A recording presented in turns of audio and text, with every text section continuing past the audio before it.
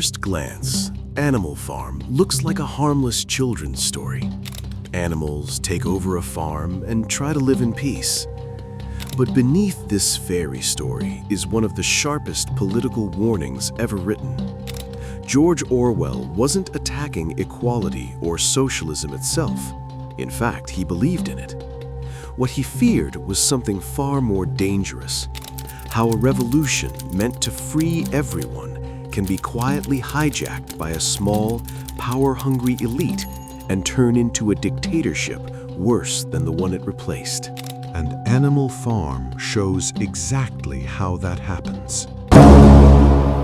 To understand Orwell's message, we need to understand the symbols. Every major animal represents a real force in history. Old Major, the wise boar, represents Karl Marx and the original dream of equality. Napoleon, a fierce and calculating pig, represents Joseph Stalin, who secures power through fear and force. Snowball, intelligent and idealistic, is based on Leon Trotsky, later turned into a villain and erased from history. Squealer represents propaganda itself, a master of language, half-truths and deception. And Boxer, the loyal horse, represents the working class, strong, honest, and tragically exploitable. Together, they form a complete picture of how revolutions rise and fall. The revolution begins with hope.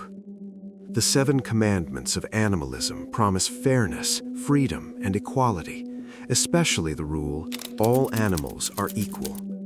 At first, it actually works. The farm becomes more productive because the animals are working for themselves, not a careless human master. But Orwell is very clear about the moment everything goes wrong. Not during a battle, not during a crisis. It happens when the pigs quietly decide the milk and apples belong only to them. And when the other animals fail to push back, when they choose comfort over confrontation, the door to total control swings open. Soon after, Napoleon unleashes his trained dogs, representing the secret police, to chase Snowball away and silence all debate. From this moment on, voluntary work becomes forced, enforced by hunger and fear. One of Orwell's most powerful insights is how language itself becomes a weapon. Squealer doesn't just lie, he rewrites reality. No animal shall sleep in a bed quietly becomes no animal shall sleep in a bed with sheets. And finally, the sentence that destroys the entire revolution: all animals are equal, but some animals are more equal than others. Simple slogans like 4 legs good, 2 legs bad keep the animals from thinking too deeply or asking dangerous questions. When language controls thought, power no longer needs violence.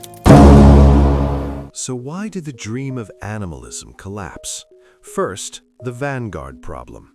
The revolution was led by the pigs, the cleverest animals. But when knowledge and authority concentrate in a small group, a new elite almost always forms. Second, a lack of vigilance.